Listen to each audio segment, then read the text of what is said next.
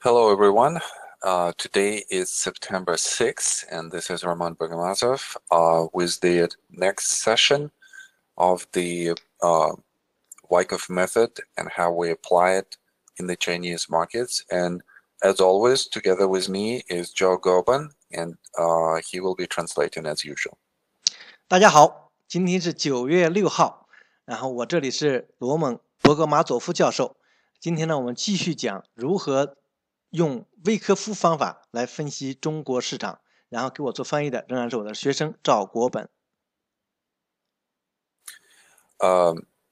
Thank you again for all of the emails that you send us and for watching our videos. We're working on the ways how to bring maybe a free complimentary live session to all of you. So maybe by the end of September, beginning of October, we'll have a session. So stay tuned and we'll announce this, in the next videos. 还是非常感谢大家给我们发邮件，给我们写评论，然后我们都非常感谢大家跟我们交流。我们现在呢正在准备，大概在9月底给大家一次免费课，免费网上课，然后看大家请大家时常关注我们的信息。Today we're going to continue looking at the sectors on the weekly and daily charts, and we're going to go through 3 of those, and that's going to be the plan for today. 今天我们仍然讲3个行业指数，也就是消费、医药和金融。All right, let's look at the first chart, and this is Consumer Staples weekly chart. And by the way, I want to mention that Joe Goban actually did a lot of the labeling here, and then we went through some of it together. We have 2 distinct areas where we have the trading ranges, area where we had a hypodermic top, distributional top, and then we have another area of the consolidation, a more recent price action. 首先我们看第一张第一张那个图谱是上证消费，然后罗蒙老师也是说吧，就是说他说这个chart这个做标记啊，是有一部分是我做的，一部分是我们俩一块做的。我多加一句呢，就是说我觉得做罗蒙老师的学生有一个很大的优势，就是我们能够跟罗蒙老师一块工作，一块来标记这个图谱。从这个方面我能学到很多东西，希望他的其他学生也尽快加入进来，跟他一块分析，一块标记图谱。我们今天呢看的是2个部分，一个呢就是前一段在15年的这个部分，另外一个是最近的一次这期间的调整。So let's look at the latest consolidation. We're starting with the climactic run that is being stopped by this, being stopped by the supply that's coming in. We don't necessarily see a lot of supply here, but it's just ever slightly increases and becomes more consistent. And that becomes a change of character. This is something different that what we see since the lows. Look at all of the reactions on the way up. We don't see any of the same magnitude reactions, but the change of character. And that's how the trading range starts. 我们看最近这次调整，首先来说呢，我们看到这一段时间是上涨高潮，也就是从2017年8月份左右到11月份，然后这段是抢购高潮。抢购高潮以后呢，我们从这段时间，然后有一个自动下跌。从这段时间呢，我们并没有看到过多的供应，虽然在这里面呢稍有供应，但是并没有看到的太大的供应量。然后呢，这段自动下跌它构成了一个特性改变。为什么说我们标记这段为特性改变呢？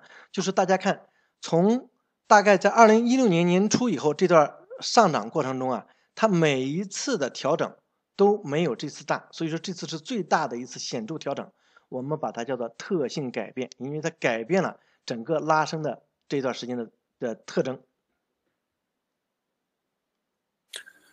Then at the point of the automatic reaction, some investors still seeing this as a value after the reaction, and they push the price up, so that creates a secondary test as an upthrust. And then we have a much bigger break to the downside. So this is where supply is actually diminishing, but yet look at the result. Result to the downside is increasing because the downward spread has increased a lot. 在抢购高潮以后，然后自动下跌。自动下跌呢，大家看了这段时间这个是自动下跌的，刚刚增加的供应量。然后呢，很多交易者认为，哎，自动下跌到这个价位了，这是一个比较便宜的价位。然后呢，他们立刻就把价格买上来，所以说出现了2次测试，也就是这个抢购高潮的顶点的2次测试，而且它做成了什么？做成了上冲回落，因为它超过了这个抢购高潮这一点。然后到了这点以后，然后就开始大幅下跌。这个时候呢，大家看，其实的供应量已经减少了，比前面一段时间已经减少了，说明这段的成交量已经稀少了。但是它的结果，大家看非常显著。This free drop to the downside, to the support area, creates a sign of weakness, a minor sign of weakness in phase B. It just shows that there is an ability of the price to go below the support and to commit below the support. 罗蒙老师把它叫做这个自由落体式的下降，也就是形容它下降的非常陡，2个 K 线立刻就跌破了前期的支撑，所以说我们把它叫做阶段 B 的弱势信号。Then this sudden shake is being tested on the next flow, and we see some diminishing supply signature, so that suggests a rally. The rally happens and goes to the previous high of the upthrust in phase A. And what's interesting about this upthrust is that the volume signature increases. So we could say that the effort to the upside has increased. Yet, what is the result? What is the up result? And the intention was to overcome this high, and it didn't materialize this way. It came close and then it failed. Also, it had a couple of days with the supply tails, where we see that on the increased volume signature, meaning that supply has increased as well, we have some kind of resistance from the sellers, to allow the price to go through this level. 在这个阶段 B 的弱势信号以后，大家发现推到这儿的时候，又对这个支撑线这个附近进行了测试。这个测试，然后这个时候呢，显示的是供应量减低。在测试的时候，供应量减低，所以说股票又开始了拉升。拉升完以后呢，它拉升到什么地方？拉升到前期的这个2次测试的最高点，也就是前期的最高点。到这个最高点的时候，大家看它的成交量增加了。非常有意思是成交量增加了，也就是说向上的努力增加了。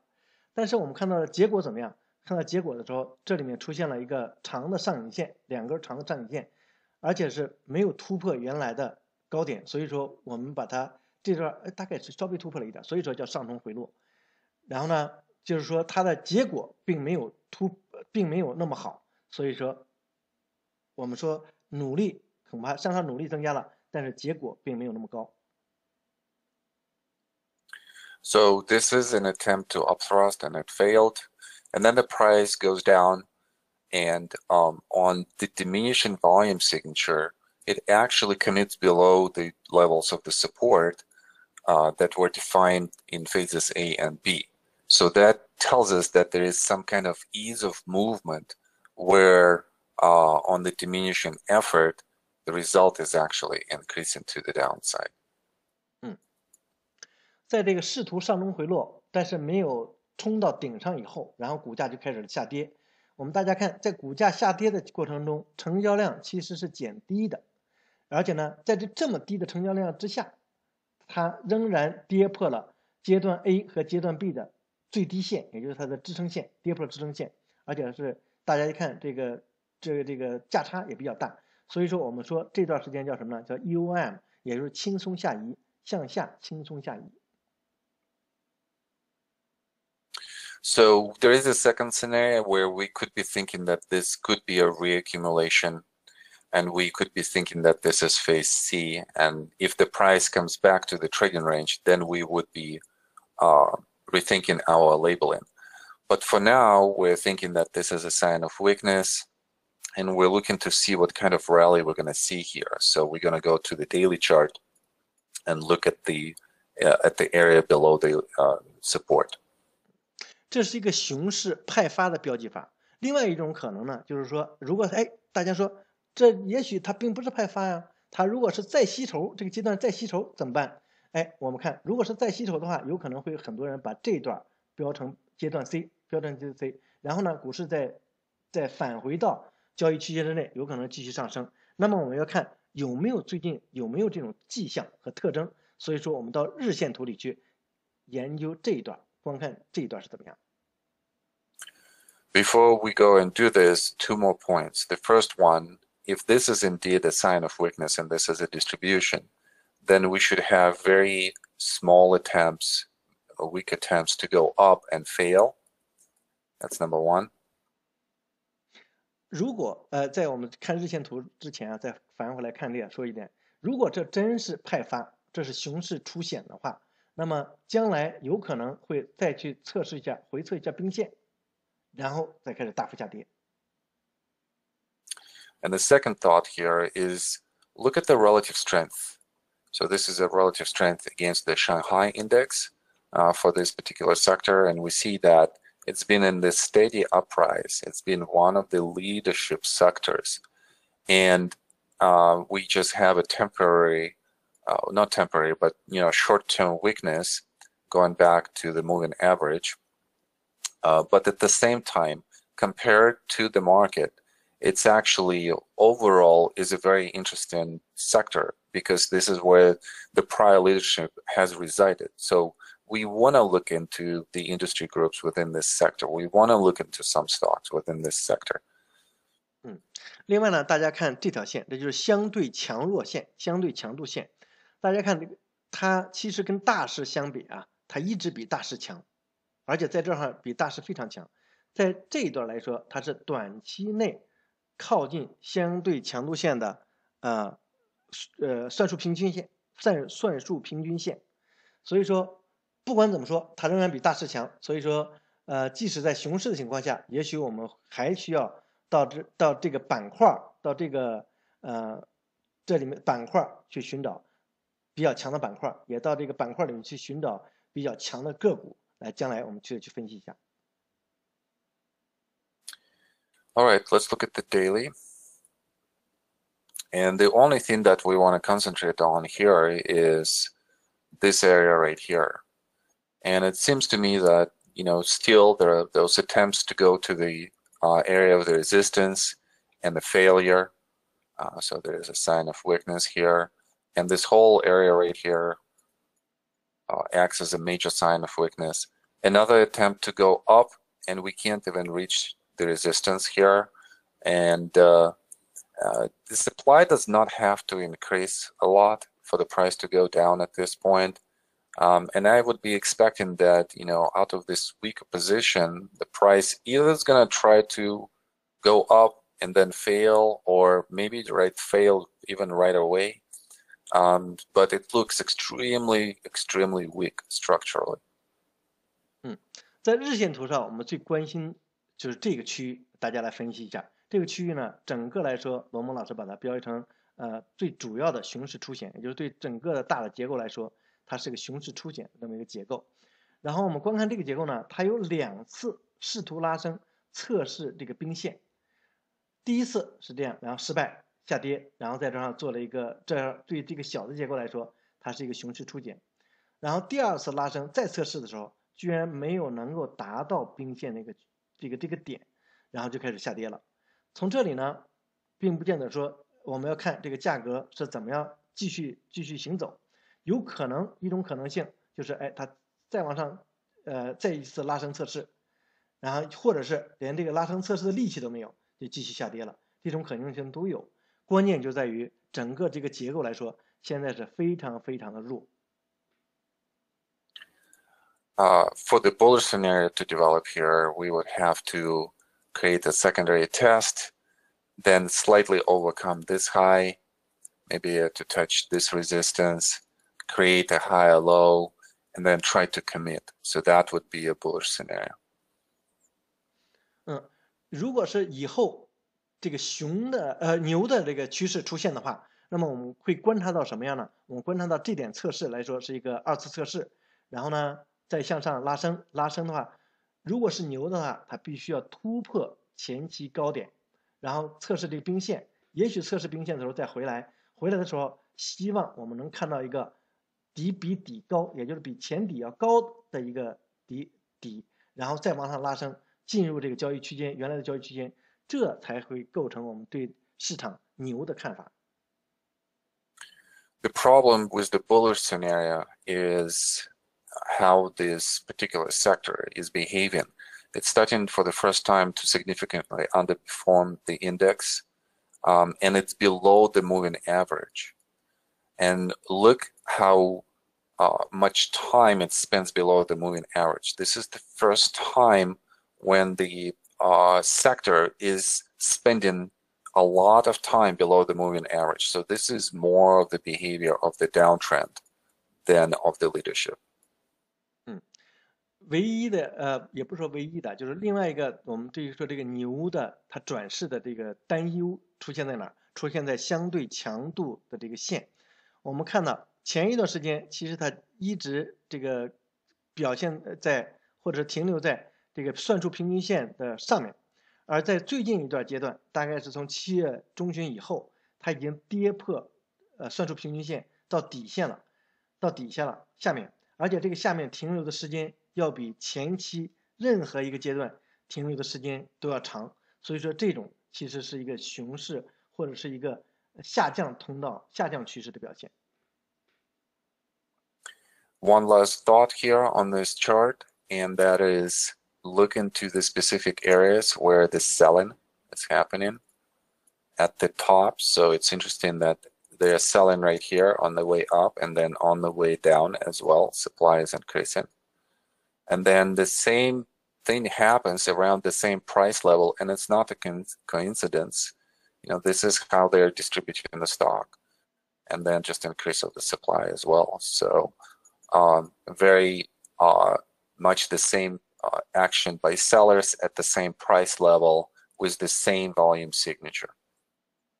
另外一个，大家看这两个区域是高于抢购高潮的这个区域。大家看向上拉升的时候，它成交量非常大，而向下刚开始跌的时候，又有很高的供应量。这一点也是向上拉升的顶点，成交量增加，然后向下刚开始跌落的时候，价格供应量也非常大。这就说明什么呢？这就说明卖者、派发者在这两个高点都进行了大量的卖出。不管是拉升的阶段和刚开始下跌的阶段，都进行了大量的卖出。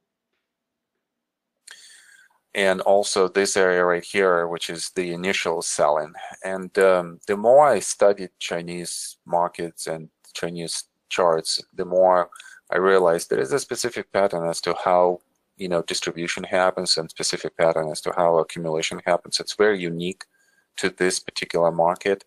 So we should be noticing this type of things because that's what's going to help us to identify the institutional signature.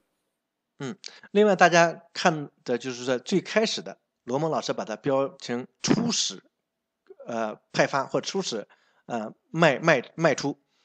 所以说呢，在中国的股市里面，它因为咱们有很多规定啊，它和世界很多地方都不太一样，所以说在这里面呢，只要一派发的时候，它都会形成很多固定的模式，很多的特点，所以说大家要专注这些特点来进行研究。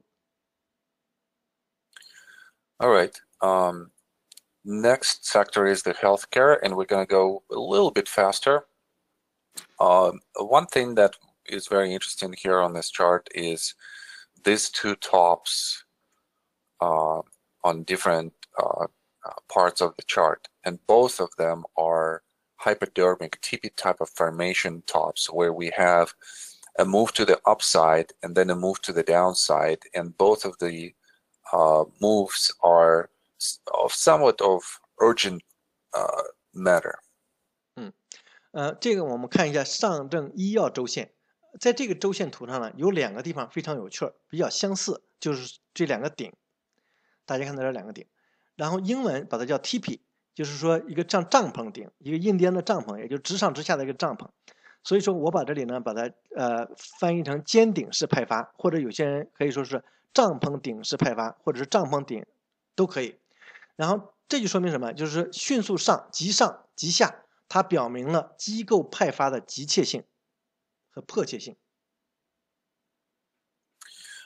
Now they look slightly different. There is more speculation on the way up.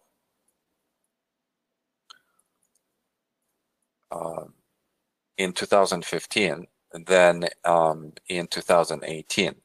But the principles is going to be the same. We have somewhat of more active participation by weekends, and that's what brings this last, speculative weight to the upside. And this is where the institutions are selling on the way up and also selling on the way down. So distribution happens in the upper part and then on the way down. The same here. Distribution happens on the way up and then on the way down.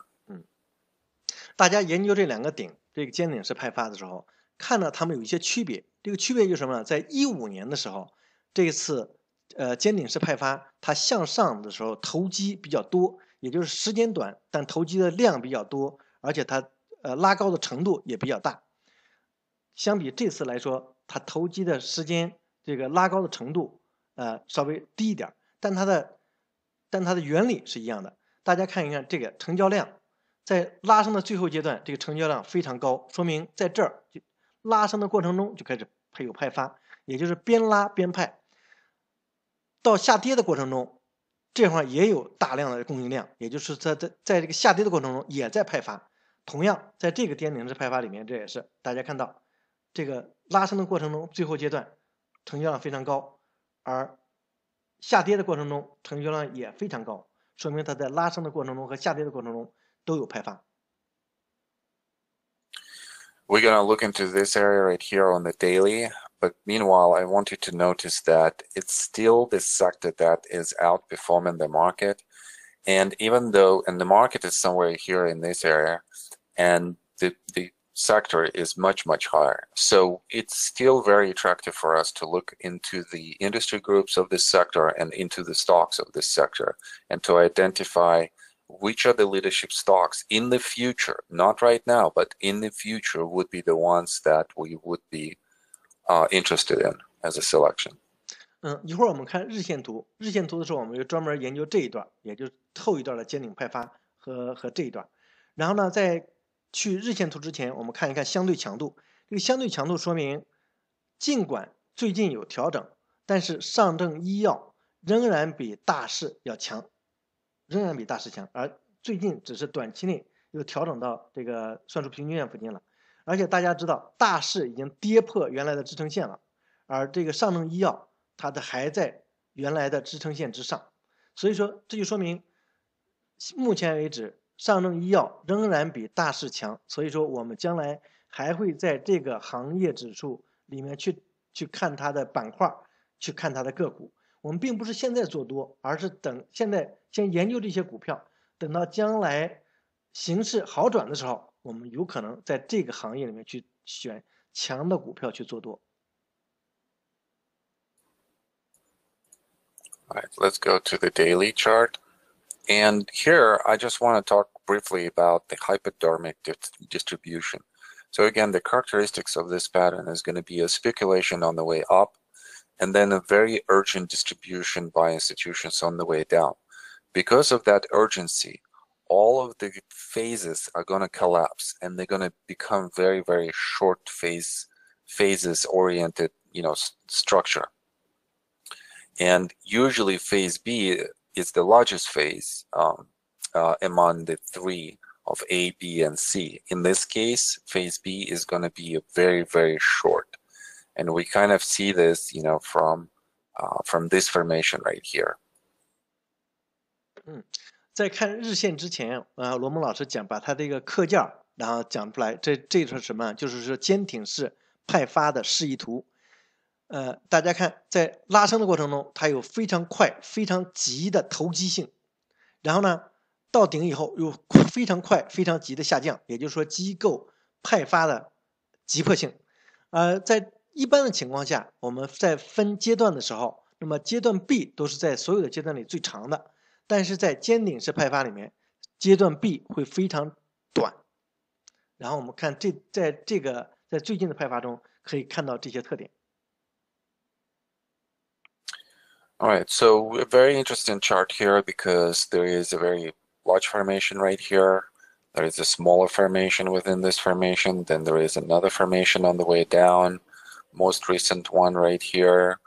And then there is something here at the top that we want to understand, and maybe it's going to be looking similar to this one right here.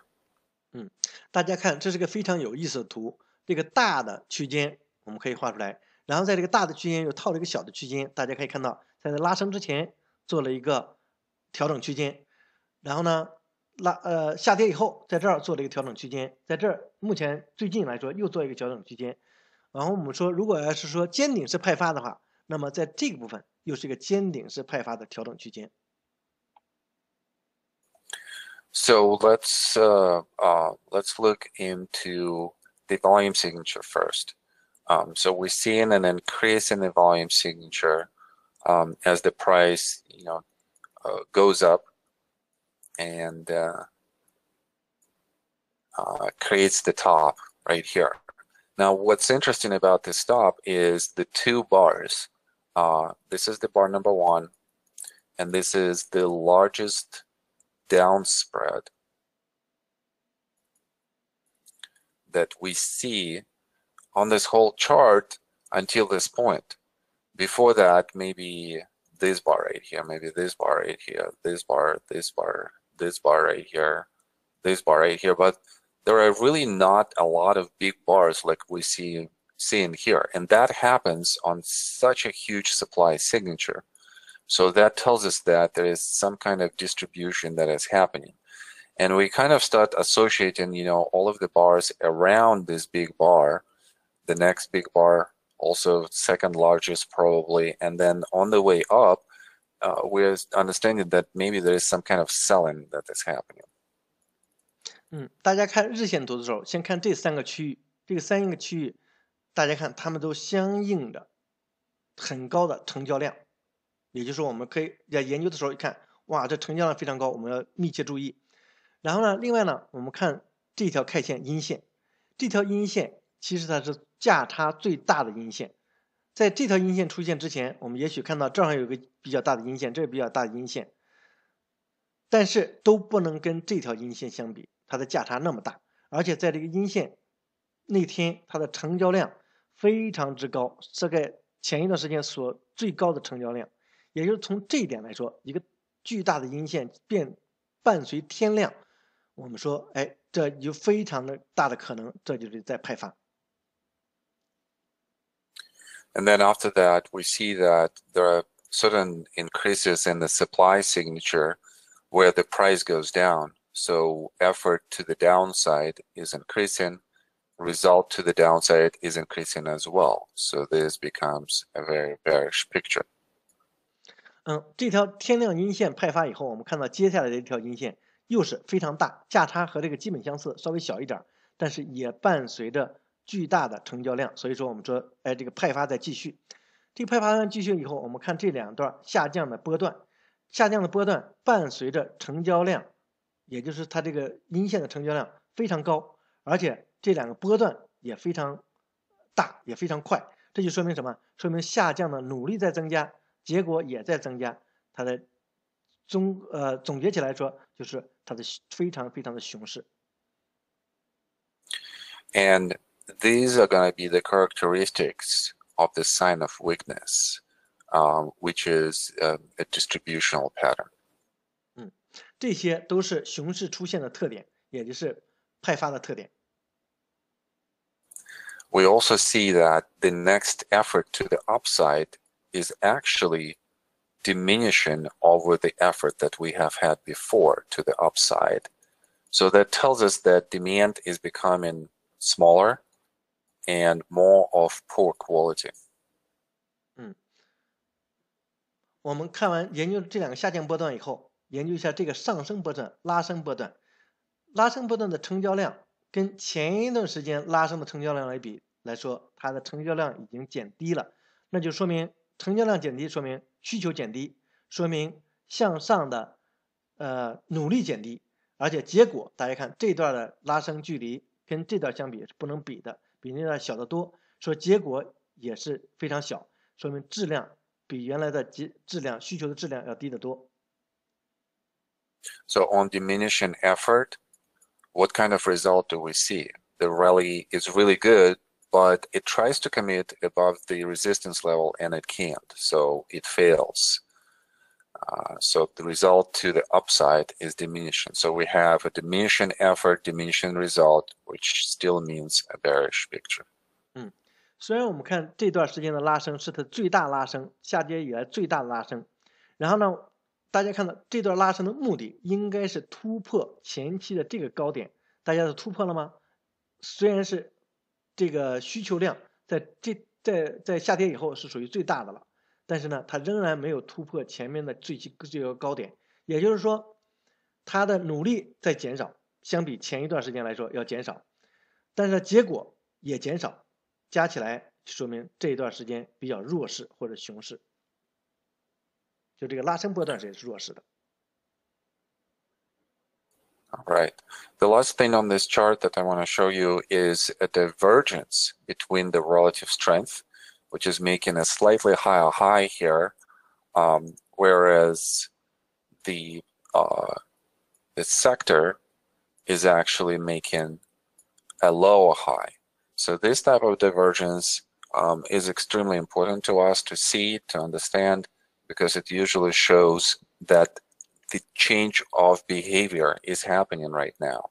And we're seeing how the market is obviously much weaker. So the sector, actually the market here is somewhat the same. Yeah, so it's kind of like flat. So this would reflect that both the sector and the market are somewhat close.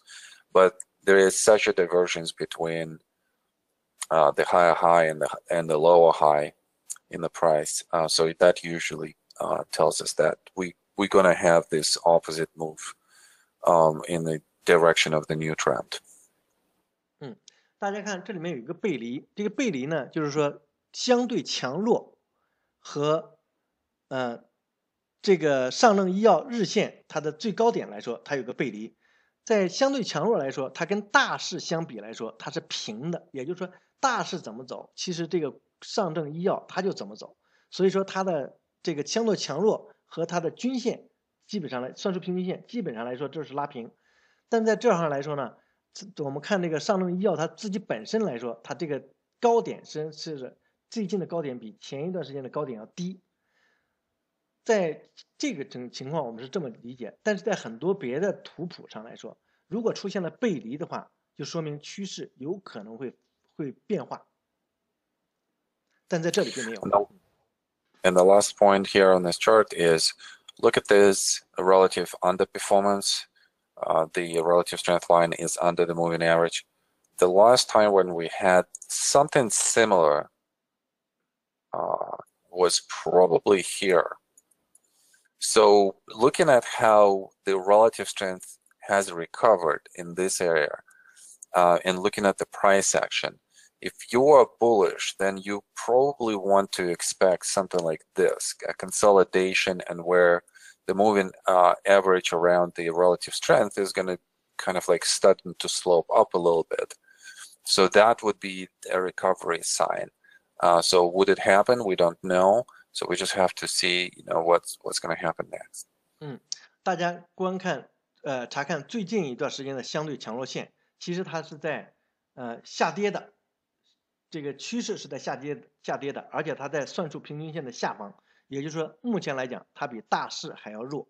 我们观察前一段时间出现了2次，也就是相对强度线在算术平均线之下的这2个阶段。那么这两个阶段都发生在，你看这个上证医药迅速下跌的时候，也就是说在这两个阶段，他们都跌的都比大势快。那么什么时候它这会转势呢？也就是看到，你看这里，哎，这里面它要经过一段时间的调整，要把相对强度线再迈上这个平均线以上，也就是相对来说是这一段时间，它经过调整以后，然后它才会拉升比那个大势还快。也就是说，如果我们期望在这里转势的话，我们也需要等那么一个阶段。也就等阶段是什么呢？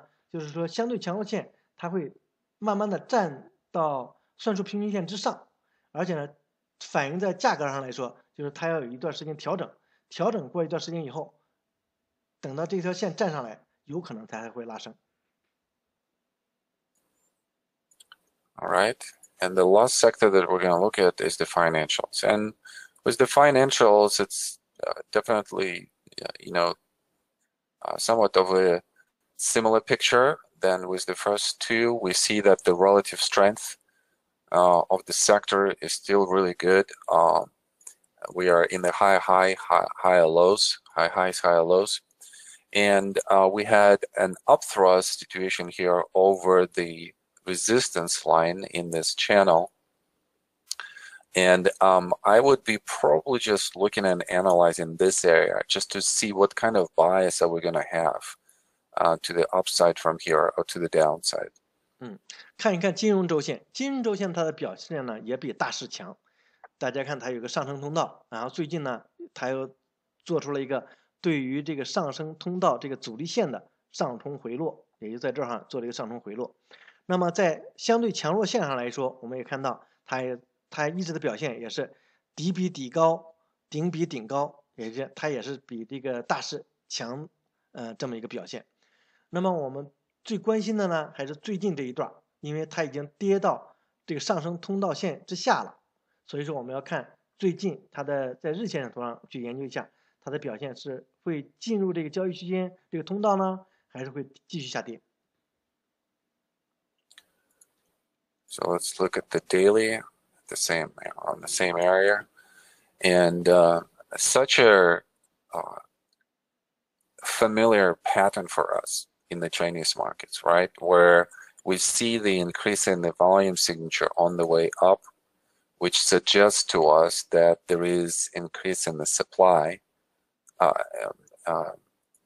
and increase in the demand at the same time. So the weak hands are producing the increase in the demand, and the strong hands are producing the increase in the supply just because they're already selling on the way up. And then on the second increase in the volume signature, we see increase in the supply, which is now increasing more. And there is some demand, but most likely this demand is not increasing as much. So in a way, we're thinking that demand is diminishing right now. Now, the difference between scenario distribution number one and distribution number two, which is basically a distribution on the way up, and then this is a distribution on the way down. The difference is in the increased effort in both cases, and yet the downward result is increasing more in the second case. And this is where we see a synchronicity between the effort and the result. 大家看日线图的时候，观察这一段阶段，大家会觉得，哎呀，它非常熟悉。非常熟悉什么？就像罗蒙老师刚才讲的，它在拉升的时候成交量也非常高，在下跌的时候成交量还是非常高。那么就说明什么呢？说明机构其实在拉升和派发和下降的时候都在派发。那么我们看它在拉升的阶段进行派发，这段说明什么？说明它供应在增加，但同时呢需求也在增加，而且需求会比供应多，这个时候它才会拉升。而这个时候，这说明这段时间，你看它的成交量非常之高，比前一段时间非常都非常高。但是这个说明我们说，其实它的需求产生于弱手，它的派发、它的供应产生于强手，所以才会到顶的时候它达到一个平衡，然后到一个平衡就是什么？去需求和供应平衡，平衡以后如果失衡了，这个时候就出现了什么？出现了供应比需求多，这个时候它就会说大幅的下跌。但在这段下跌的时候，我们说其实它向上，它供应和需求来说还是很多的，但是呢，它在下降的时候，它的需求已经没有供应那么大了，这个时候它才会造成了大量的下跌。但相对于整个这么高的成交量来说，他们还是也就是说，相比其他阶段，它的需求和供应都很高，但是一个是供应占主导，一个是当时的需求在上升的时候需求占主导。然后你要是从这段来说，大家看到它是在拉升阶段派发，这段来说是在下跌的时候派发，它的努力刚才说了，因为什么？成交量非常高，努力都在增加，但是从下跌的这个结果来说，在拉升的时候下跌的结果是低的，而在下跌的时候它下跌的结果是高的，这就是这两段的区别。All right, and let's look at the latest trading range right here. I think that the key to the analysis here is this increase in the volume signature, which basically tells us that the effort to the upside is increasing. There is some result associated with overcoming this high. And we are kind of up thrusting right here. But what happens next is that we are coming back to the level of the support, which shows us that there is still some weakness on the demand side of things, not being able to support the price. And then the next rally that we see that the effort to the upside is diminishing, and the result is diminishing as well. So this becomes bearish. And we kind of can't get out of this area, and we're trying to reverse to the downside. So there is a possibility that we're going to retest this area right here. 大家再看最后这个交易区间，最后这个区域，最后这个区域呢，最显著的当然了就是这三条阳线的成交量，它成交量非常高，说明什么？说明它的需求高。那么由于前一段时间的供应在这块已经被中和掉了，所以说这么高的需求来说，造了一个顶比顶高，也就是上冲回落到这儿。为什么说的上冲回落？就是它超出了这个交易区间以后，立刻又回来了，在这块调整了一段时间以后，又回到了原来的交易区间之内。然后大家看这段时间是什么呢？这段时间是它的结果有增加，但是比前一段时间来说要减低的多。然后它的需求增加，需求在减低，结果上升的结果也在减低，所以说我们说这段时间是弱势。